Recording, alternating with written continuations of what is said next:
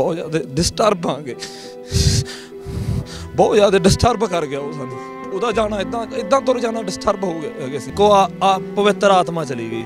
ਸੰਤ ਮਹਾਤਮਾ ਤੁਰਦਾ ਜਦੋਂ ਕੋਈ ਉਦੋਂ ਇੰਨਾ ਇਕੱਠ ਹੁੰਦਾ ਗਾ, ਇੰਨੀ ਸੰਗਤ ਆਉਂਦੀ ਆ, ਸਾਰੇ ਦਿਸ਼ਾਵਾਂ ਤੋਂ ਸੰਗਤ ਆਈ ਆ, ਇੰਨੀ ਸੰਗਤ ਹਰੇਕ ਦੇ ਬਸ ਨਹੀਂ। ਉਹ ਇੱਕ ਪਵਿੱਤਰ ਰੂਹ ਸੀ, ਉਹਦੀ ਪਰਮਾਤਮਾ ਨਾਲ ਲੱਗੀ ਹੋਈ ਸੀਗੀ।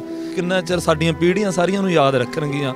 ਸਾਡੇ ਜਵਾਕ ਛੋਟੇ ਛੋਟੇ, ਸਾਡੀਆਂ ਮਾਵਾਂ, ਆਉਣ ਵਾਲੀਆਂ ਪੀੜ੍ਹੀਆਂ ਛੋਟੀ ਥੋੜ੍ਹੀ ਹੈਗੀ, ਸਾਡੀਆਂ ਛੋਟੀਆਂ ਨੇ ਹੈਗੀਆਂ। ਲੱਗਦਾ ਕਿ ਅਜੇ ਹੋਰ ਜ਼ਰੂਰਤ ਸੀ ਇਸ ਤਰ੍ਹਾਂ ਦੇ ਨੌਜਵਾਨਾਂ ਦੀ।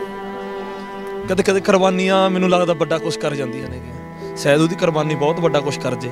ਸਾਨੂੰ ਆਸ ਆ ਗਈ ਅੱਜ ਇਹ ਜਿਹੜੇ ਗਾਉਣ ਵਾਲੇ ਅੰਦੋਲਨ 'ਚ ਤੁਰੇ ਫਿਰਦੇ ਸੀ, ਉਹ ਸਿਰਫ ਅੰਦੋਲਨ 'ਚ ਮਸ਼ਹੂਰੀ ਲੈਣ ਆਏ ਸੀ। ਉਹ ਵੀ ਇਸ ਕਰਕੇ ਉਹਨਾਂ ਨੂੰ ਲੱਗਦਾ ਸੀ ਮੈਂ ਫੀਲਡ 'ਚ ਹਾਂ, ਮਿਊਜ਼ਿਕ ਫੀਲਡ 'ਚ ਹਾਂ। ਮੈਂ ਸਾਰਿਆਂ ਨੂੰ ਨੇੜਿਓਂ ਦੇਖਿਆ, ਉਹਨਾਂ ਦੀਆਂ ਗੱਲਾਂ ਸੁਣੀਆਂ ਨੇ। ਸਾਰਿਆਂ ਨੂੰ ਡਰ ਲੱਗਦਾ ਸੀ ਦੀਪ ਸਿੱਧੂ ਤੋਂ। ਸਾਡੀ ਕੌਮ ਦੀ ਤਰਾਸਗੀ ਹੈ ਜੀ। ਅਸੀਂ ਬੰਦੇ ਤੇ ਆਪਣੇ ਯੋਧਿਆਂ ਤੇ ਆਪਣੇ ਹੀਰਿਆਂ ਤੇ ਵਿਸ਼ਵਾਸ ਉਦੋਂ ਕਰਦੇ ਹਾਂ ਜਦੋਂ ਸਾਡੇ 'ਚੋਂ ਚਲੇ ਜਾਂਦੇ ਆ। ਸਾਡੇ ਨਾਲ ਪੁਰਾਣੇ ਟਾਈਮ 'ਚ ਵੀ ਇੱਦਾਂ ਹੀ ਹੋਇਆ। ਸਾਨੂੰ ਕੁਰਬਾਨੀ ਦੇ ਕੇ ਆਪਣਾ ਆਪ ਵਾਰ ਕੇ ਹੀ ਸਾਨੂੰ ਸੱਚ ਸਾਬਿਤ ਕਰਨਾ ਪੈਂਦਾ ਵੀ ਅਸੀਂ ਸੱਚੇ ਸੀ। ਤੇ ਆਪਾਂ ਇੱਥੇ ਨਾਅਰੇ ਲਾ ਕੇ ਚਲੇ ਗਏ ਹਾਂ ਵਾਪਸ। ਇਹ ਸਾਨੂੰ ਸੋਚ ਫੜਨੀ ਪੈਣੀ ਹੈ। ਮੌਤ ਦੇਖੋ, ਮੈਂ ਕਹਿੰਦਾ, ਮੈਂ ਚਾਹੁੰਦਾ ਵੀ ਮੈਨੂੰ ਇੱਦਾਂ ਦੀ ਮੌਤ ਆਵੇ। ਦੀਪ ਸਿੱਧੂ ਦਾ ਅੰਤਿਮ ਸੰਸਕਾਰ ਹੋ ਚੁੱਕਿਆ ਹੋਇਆ ਹੈ ਔਰ ਦੀਪ ਸਿੱਧੂ ਕੱਲ ਤੱਕ ਬਹੁਤ ਸਾਰੇ ਪਲਾਨ, ਪੰਜਾਬ ਵਾਪਸੀ ਦੇ ਪਲਾਨ ਔਰ ਬਹੁਤ ਸਾਰੇ ਲੋਕਾਂ ਨੂੰ ਮਿਲਣ ਦੀਆਂ ਸਕੀਮਾਂ, ਪਰ ਸਭ ਕੁਝ ਤਹਿਸ ਨਹਿਸ ਹੋਇਆ ਔਰ ਦੀਪ ਸਿੱਧੂ ਅੱਜ ਸਾਡੇ ਵਿਚਕਾਰ ਨਹੀਂ ਹੈ ਤੇ ਇਸ ਵੇਲੇ ਪੰਜ ਤੱਤਾਂ ਦੇ ਵਿੱਚ ਵਿਲੀਨ ਹੋ ਚੁੱਕਿਆ। ਬਹੁਤ ਸਾਰੇ ਨੌਜਵਾਨ ਕਿਸਾਨੀ ਮੋਰਚੇ ਦੇ ਵਿੱਚ, ਮੇਰੇ ਖਿਆਲ ਦੇ ਵਿੱਚ ਪੰਜਾਬ ਦੇ ਹਰ ਇੱਕ ਨੌਜਵਾਨ ਦੇ ਨਾਲ ਸਾਂਝ ਪਈ। ਮੇਰੇ ਨਾਲ ਸਟੈਲਨ ਹੋਰੀ ਮੌਜੂਦ ਨੇ। ਸਟੈਲਨ, ਕਿਸਾਨੀ ਮੋਰਚੇ ਦਾ ਜ਼ਿਕਰ ਜਦੋਂ ਜਦੋਂ ਆਊਗਾ, ਦੀਪ ਸਿੱਧੂ ਦਾ ਜ਼ਿਕਰ ਆਊਗਾ ਔਰ ਹਰ ਇੱਕ ਦੇ ਨਾਲ ਜੁੜੀ ਛੋਟੀ ਵੱਡੀ ਯਾਦ। ਮੋਰਚਾ ਤਾਂ ਛੋਟਾ ਰਹਿ ਗਿਆ ਜੀ।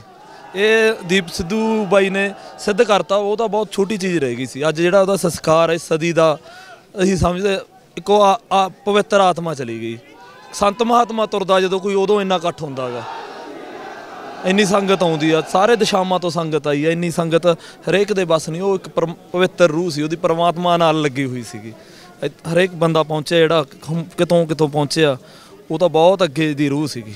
ਉਹ ਕਿਸਾਨ ਸੰਘਰਸ਼ ਤੋਂ ਬਹੁਤ ਉੱਪਰ ਲੰਘਿਆ ਹੋਇਆ ਬੰਦਾ ਸੀਗਾ, ਬਹੁਤ ਜ਼ਿਆਦਾ। ਉਹ ਲੋਕਾਂ ਦਾ ਕਹਿਣਾ ਹੈ ਕਿ ਜਿਹੜੇ ਯੋਧੇ ਹੁੰਦੇ ਉਹਨਾਂ ਦੀਆਂ ਉਮਰਾਂ ਛੋਟੀਆਂ ਹੁੰਦੀਆਂ, ਪਰ ਕੀ ਇੰਨੀਆਂ ਛੋਟੀਆਂ ਹੁੰਦੀਆਂ? ਨਹੀਂ, ਛੋਟੀਆਂ ਕਿੱਥੇ ਨੇ ਉਮਰਾਂ।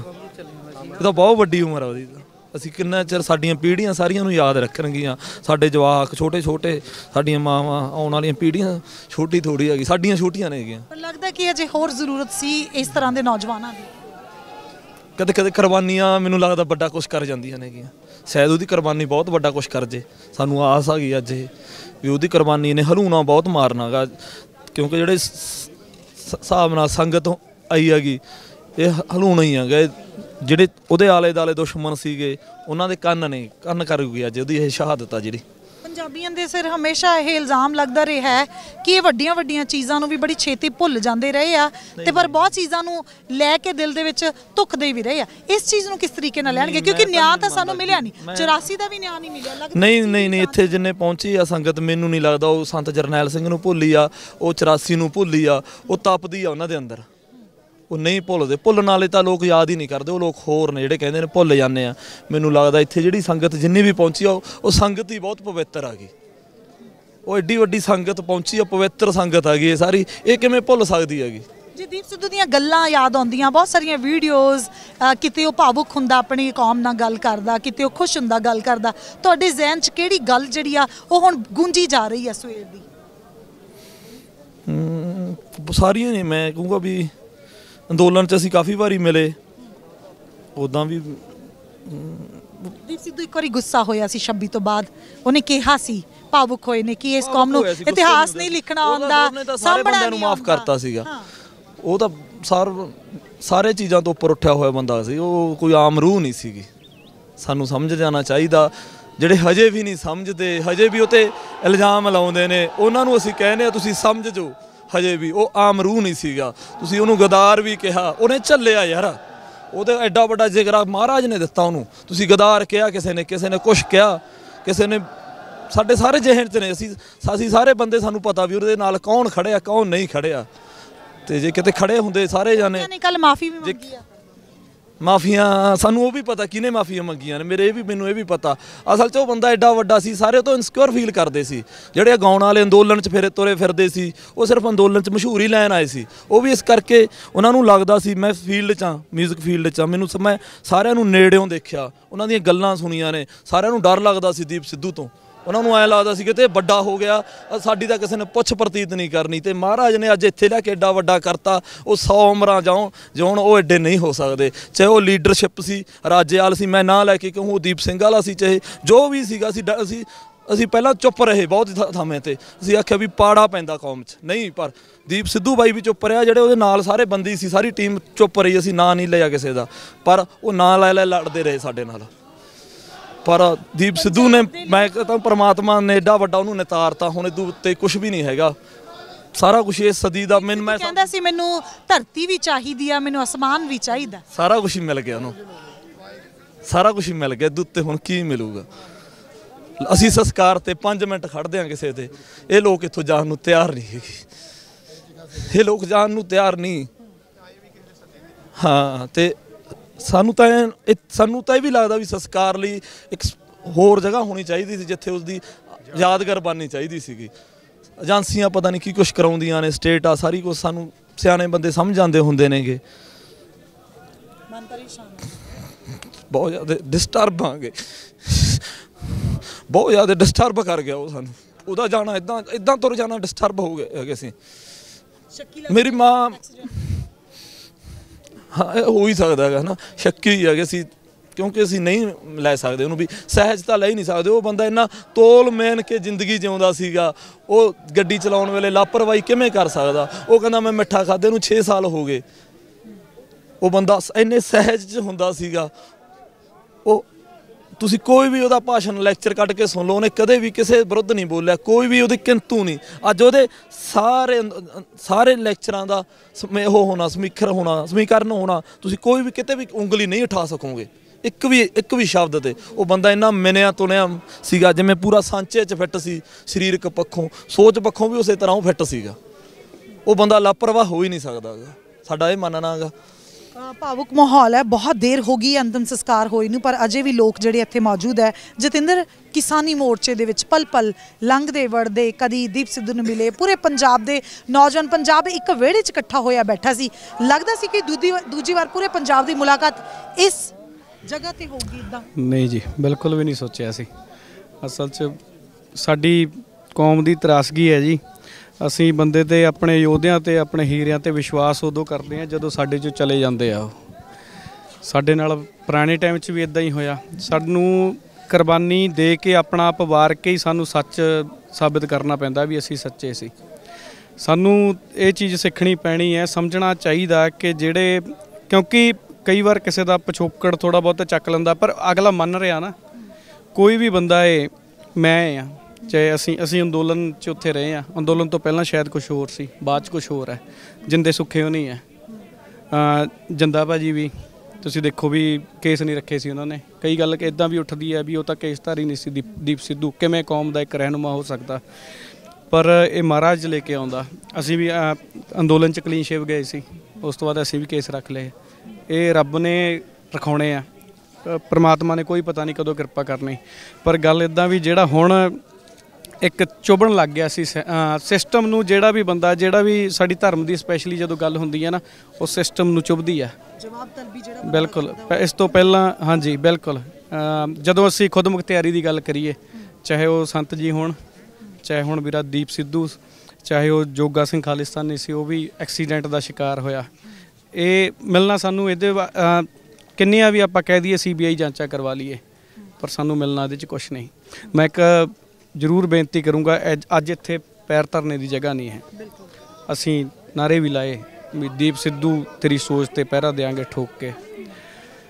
ਇਹ ਇਕੱਠ ਕਿਤੇ ਬਸ ਅੱਜ ਹੈ ਉਹਨਾਂ ਦੇ ਭੋਗ ਤੱਕ ਨਾ ਸੀਮਿਤ ਰਵੇ। ਦੀਪ ਸਿੱਧੂ ਘਰ ਘਰ ਹੋਣਾ ਚਾਹੀਦਾ। ਸੋਚ ਬਾਈ ਦੀ, ਕਿਉਂਕਿ ਇੱਕ ਇੱਦਾਂ ਦਾ ਇੰਟੈਲੈਕਚੁਅਲ ਬੰਦਾ ਜਿਹੜਾ ਹਰ ਚੀਜ਼ ਨੂੰ ਸਮਝਦਾ, ਜਵਾਬਦੇਹੀ ਹੈ, ਤਕਰੀਰਾਂ ਦੇ ਕੇ ਗੱਲ ਕਰਨੀ। ਸੋ ਸ਼ਾਇਦ ਸਾਡੇ ਵੀ ਮਤਭੇਦ ਰਹੇ ਆ ਕਦੇ, ਕਿਉਂਕਿ ਅੰਦੋਲਨ 'ਚੋਂ ਜਦੋਂ ਅਸੀਂ ਸੀਗੇ ਉਦੋਂ ਬਹੁਤ ਕੁਛ ਇੱਕ ਸਾਈਡ ਸੀ। ਉਹ ਹੌਲੀ ਹੌਲੀ ਜਿਹੜੇ ਬੰਦੇ ਸੀਗੇ ਜਿਹੜੇ ਕਹਿੰਦੇ ਸੀਗੇ ਵੀ ਇਹ ਗੱਦਾਰ ਹੈ, ਉਹ ਆਪ ਗੱਦਾਰੀ ਦੀ ਲਾਈਨ ਤੇ ਚੱਲ ਪਿਆ। ਹੌਲੀ ਹੌਲੀ ਬੜਾ ਕੁਛ, ਪਰ ਬਹੁਤ ਛੇਤੀ ਚਲੇ ਗਿਆ ਬਾਈ, ਹਜੇ ਬਹੁਤ ਕੁਛ ਕਰਨ ਵਾਲਾ ਸੀ। ਦੀਪ ਸਿੱਧੂ ਨੇ ਕਿਸਾਨੀ ਅੰਦੋਲਨ ਦੇ ਦੌਰਾਨ ਕਦੇ ਕਿਸੇ ਦੇ ਖਿਲਾਫ ਕੋਈ ਮਾੜਾ ਸ਼ਬਦ ਨਹੀਂ ਵਰਤਿਆ, ਪਰ ਉਸ ਤੋਂ ਬਾਅਦ ਉਹਨੇ ਕਿਹਾ ਸੀ ਕਿ ਜਿਸ ਦਿਨ ਮੈਂ ਆਪਦੀ ਆਈ ਤੇ ਆ ਗਿਆ ਤੇ ਮੈਂ ਬਹੁਤ ਸਾਰੇ ਭੇਤ ਖੋਲੂੰਗਾ, ਕਿਤੇ ਉਹ ਭੇਤ ਤਾਂ ਨਹੀਂ ਤੁਹਾਨੂੰ ਲੱਗਦਾ ਉਹਨੂੰ ਲੈ ਬੈਠਾ? ਬਿਲਕੁਲ ਜੀ, ਹੋ ਸਕਦੇ ਆ, ਬਿਲਕੁਲ ਹੋ ਸਕਦੇ ਆ, ਕਿਉਂਕਿ ਅੱਖ ਉਹਦੇ ਤੇ ਬਹੁਤ ਜ਼ਿਆਦਾ ਹੋ ਗਈ ਸੀ ਸਿਸਟਮ ਦੀ। ਤੁਸੀਂ ਇੱਕ ਗੱਲ ਦੇਖੋ ਵੀ ਸ਼ਰੇਆਮ ਜਾ ਕੇ ਮਾਨ ਸਾਹਿਬ ਦਾ ਸਮਰਥਨ ਕਰਨਾ ਕੋਈ ਨਹੀਂ ਕਰ ਰਿਹਾ। ਅਖਬਾਰ ਵੀ, ਕਈ ਨਿਊਜ਼ ਚੈਨਲ ਵੀ ਮਾਨ ਸਾਹਿਬ ਨੂੰ ਦਿਖਾਈ ਨਹੀਂ ਰਹੇ ਵੀ ਦੌੜ 'ਚ ਹੈਗੇ ਨੇ।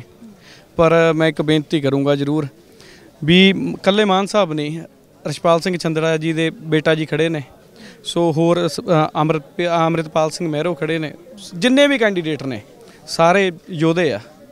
ਉਹ ਬੰਦੇ ਨੇ, ਮੈਂ ਕਹਿੰਦਾ ਵੀ 4 ਦਹਾਕਿਆਂ ਤੋਂ ਸਿਮਰਜੀਤ ਸਿੰਘ ਮਾਨ, ਇੱਕ ਪਿਕਚਰ ਲੈ ਲਓ ਆਪਣੇ ਦਿਮਾਗ 'ਚ ਤੁਸੀਂ, ਮੈਂ ਕਹਿੰਦਾ ਵੀ ਤੁਹਾਡੇ ਉਹਨਾਂ ਦੇ ਕੰਪੈਰੀਟਿਵਲੀ ਇੱਕ ਵੀ ਬੰਦਾ ਤੁਹਾਨੂੰ ਨਹੀਂ ਦਿਖ ਸਕਦਾ ਜਿਹੜਾ ਇੱਕੋ ਸਟੈਂਡ ਤੇ 4 ਦਹਾਕਿਆਂ ਤੋਂ ਖੜਿਆ ਹੋਵੇ। ਇੱਕ ਬੇਨਤੀ ਹੈ ਸਾਰੀ ਸੰਗਤ ਨੂੰ ਵੀ ਇੱਥੇ ਆਪਾਂ ਆਏ ਹਾਂ, ਅੱਜ ਇਕੱਠ ਬਹੁਤ ਸੀ, ਪਰ ਜੇ ਕਿਤੇ ਅਮਰਗੜ੍ਹ ਤੋਂ ਸਿਮਰਜੀਤ ਸਿੰਘ ਮਾਨ ਉਹਨੇ ਹਾਰ ਜਾਂਦੇ ਆ ਤੇ ਸਾਡੇ ਲਈ ਸ਼ਰਮ ਦੀ ਗੱਲ ਇਹ ਤੋਂ ਵੱਧ ਹੋ ਨਹੀਂ ਸਕਦੀ। ਤੇ ਸੰਗਤ ਨੂੰ ਚਾਹੀਦਾ, ਕਿਉਂਕਿ 80% ਉੱਥੇ ਸਿੱਖ ਵਸੋਂ ਆ, 40,000 ਵੋਟ ਮੁਸਲਮਾਨ ਵੀਰਾਂ ਦੀ ਹੈ, ਤੇ ਉੱਥੋਂ ਵੀ ਜੇ ਹਾਰਦੇ ਆ, ਕਿਉਂਕਿ ਉਹ ਵੀ ਸਾਡੇ ਨਾਲ ਆ। ਅਸੀਂ ਕਦੇ ਵੀ ਇਦਾਂ ਕੋਈ ਨਹੀਂ ਗੱਲ ਕੀਤੀ ਕਿ ਅਸੀਂ ਕਿਸੇ ਧਰਮ ਨੂੰ ਟਾਰਗੇਟ ਕਰੀਏ। ਬਿਲਕੁਲ ਜੀ, ਬਿਲਕੁਲ ਸਾਡੇ ਧਰਮ ਨੂੰ ਹਾਲਾਂਕਿ ਟਾਰਗੇਟ ਕੀਤਾ ਜਾਂਦਾ। 1.8% ਅਸੀਂ ਪੂਰੀ ਟੋਟਲ ਪਾਪੂਲੇਸ਼ਨ ਦੇ, ਪਰ ਫਿਰ ਵੀ ਸਾਨੂੰ ਹਮੇਸ਼ਾ ਇਦਾਂ ਹੀ ਕਹਿ ਕੇ ਕੀਤਾ ਜਾਂਦਾ ਵੀ ਇਹਨਾਂ ਤੋਂ ਸਾਨੂੰ ਖਤਰਾ ਹੈ। ਗਿਣਤੀ 'ਚ ਅਸੀਂ ਕਿਤੇ ਵੀ ਨਹੀਂ, ਪਰ ਸ਼ੇਰਾਂ ਦੀ ਕੌਮ ਹੈ, ਘੱਟ ਗਿਣਤੀ ਹੁੰਦੀ ਹੈ। ਪਰ ਜਿਹੜਾ ਇਹ ਘਾਟਾ ਪਿਆ, ਜਿੰਨੇ ਵੀ ਵੀਰ ਹੈ ਮੇਰੇ ਆਲੇ ਦੁਆਲੇ ਖੜੇ ਆ ਜਾਂ ਸਰੋਤੇ ਜਿਹੜੇ ਦੇਖਣਗੇ, ਵੀਰੋ ਇਹਨੂੰ ਇੱਥੋਂ ਨਾ ਛੱਡ ਦਿਓ।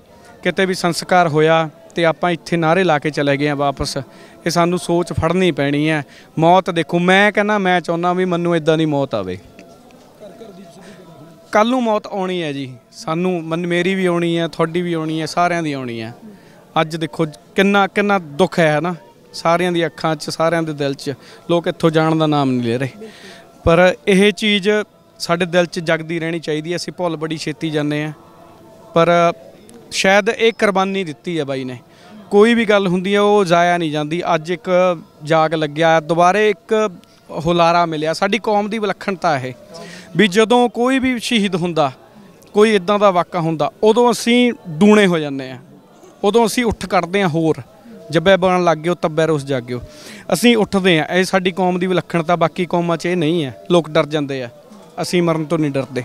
ਸਾਡਾ ਇਤਿਹਾਸ ਹੀ ਇਦਾਂ ਰਿਹਾ, ਚਾਹੇ ਉਹ ਹਿੰਦੁਸਤਾਨ ਦੀ ਆਜ਼ਾਦੀ ਵੇਲੇ ਹੋਵੇ, ਚਾਹੇ ਕਾਲੇ ਪਾਣੀਆਂ ਦੀ ਸਜ਼ਾ ਹੋਵੇ, ਚਾਹੇ ਉਹ ਬਾਹਰਲੀਆਂ ਜਿਹੜੀਆਂ ਲੜਾਈਆਂ ਵਰਲਡ ਵਾਰ ਹੋਈਆਂ ਉਹਦੇ 'ਚ ਵੀ ਅਸੀਂ ਅੰਗਰੇਜ਼ਾਂ ਵੱਲੋਂ ਵੀ ਲੜੇ ਹਾਂ। ਸੋ ਦੀਪ ਸਿੱਧੂ ਬਾਈ ਇੱਕ ਮਿਸਾਲ ਹੈ, ਇਹ ਹਮੇਸ਼ਾ ਸਾਡੇ ਦਿਲਾਂ 'ਚ ਰਹੂਗਾ। ਦਿਨ ਢਲਿਆ ਨਹੀਂ ਸੀ, ਅਜੇ ਚਾਨਣ ਸੀ, ਰੌਸ਼ਨੀ ਸੀ ਸੂਰਜ ਦੀ, ਜਦੋਂ ਦੀਪ ਸਿੱਧੂ ਦਾ ਮ੍ਰਿਤਕ ਸਰੀਰ ਜਿਹੜਾ ਹੈ ਸ਼ਮਸ਼ਾਨ ਘਾਟ ਦੇ ਵਿੱਚ ਲਿਆਂਦਾ ਗਿਆ ਸੀ ਔਰ ਅਗਨੀ ਜਿਹੜੀ ਉਹਨਾਂ ਨੂੰ ਦੇ ਦਿੱਤੀ ਗਈ। ਔਰ ਇਹ ਪਹਿਲੀ ਵਾਰ ਹੈ ਕਿ ਜਦੋਂ ਹੀ ਅਗਨੀ ਦਿੱਤੀ ਜਾਂਦੀ ਹੈ ਉਸ ਤੋਂ ਬਾਅਦ ਲੋਕ ਜਿਹੜੇ ਆਪਣੇ ਘਰਾਂ ਨੂੰ ਚਲੇ ਜਾਂਦੇ ਆ। ਪਰ ਤੁਸੀਂ ਦੇਖ ਸਕਦੇ ਹੋ ਤਕਰੀਬਨ 7:30 ਪੌਣੇ 8 ਦਾ ਸਮਾਂ ਹੋ ਚੱਲਿਆ, ਲੋਕ ਨੌਜਵਾਨ ਇੱਥੋਂ ਜਾਣ ਦਾ ਨਾਮ ਨਹੀਂ ਲੈ ਰਹੇ। ਤਸਵੀਰਾਂ ਮੈਂ ਤੁਹਾਨੂੰ ਕੁਝ ਦਿਖਾਉਣਾ ਚਾਹੁੰਦੀ ਹਾਂ। ਅਗਨੀ ਅਜੇ ਚੱਲ ਰਹੀ ਆ, ਅੰਗੀਠਾ ਅਜੇ ਜਲ ਰਿਹਾ, ਪਰ ਇਹਨਾਂ ਸਾਰੀਆਂ ਚੀਜ਼ਾਂ ਦੇ ਵਿੱਚ ਲੋਕ ਜਿਹੜੇ ਆ ਸਤਨਾਮ ਵਾਹਿਗੁਰੂ ਦਾ ਜਾਪ ਕਰਦੇ ਹੋਏ ਆਪਣੇ ਪਿਆਰੇ ਨੂੰ ਅੰਤਿਮ ਜਿਹੜੀ ਆ ਸ਼ਰਧਾਂਜਲੀ ਦੇ ਰਹੇ ਨੇ। ਔਰ ਅਜੇ ਤੱਕ ਲੋਕਾਂ ਦਾ ਇਕੱਠ ਜਿਉਂ ਦਾ ਤਿਉਂ ਬਣਿਆ ਹੋਇਆ। ਆਮ ਤੌਰ ਤੇ ਲੋਕ ਜਿਹੜੇ ਆ ਸੰਸਕਾਰ ਹੁੰਦਿਆਂ ਸਾਰ ਵਾਪਸ ਚਲੇ ਜਾਂਦੇ ਆ, ਪਰ ਤਕਰੀਬਨ 1.5 ਤੋਂ ਪੌਣੇ 2 ਘੰਟੇ ਦਾ ਸਮਾਂ ਹੋ ਚੱਲਿਆ। ਲੋਕ ਜਿਉਂ ਦੇ ਤਿਉਂ ਬਣੇ ਹੋਏ ਆ, ਆਪਣੇ ਯੋਧੇ ਨੂੰ, ਆਪਣੇ ਪਿਆਰੇ ਨੂੰ ਅੰਤਮ ਸ਼ਰਧਾਂਜਲੀ ਦਿੰਦਿਆਂ ਹੋਇਆਂ। ਸ਼ਾਇਦ ਇੰਨੀ ਜਲਦੀ ਇਹ ਲੋਕ ਸਾਥ ਨਹੀਂ ਛੱਡਣਾ ਚਾਹੁੰਦੇ। ਸ਼ਾਇਦ ਇਹਨਾਂ ਲੋਕਾਂ ਨੂੰ ਲੱਗਦਾ ਹੈ ਕਿ ਅਜੇ ਅਸੀਂ ਉਸਦੇ ਕੋਲ ਆ ਤੇ ਉਹਦੇ ਕੋਲ ਕੁਝ ਹੋਰ ਸਮਾਂ ਜਿਹੜਾ ਇਹ ਲੋਕ ਰੁਕਣਾ ਚਾਹੁੰਦੇ ਨੇ।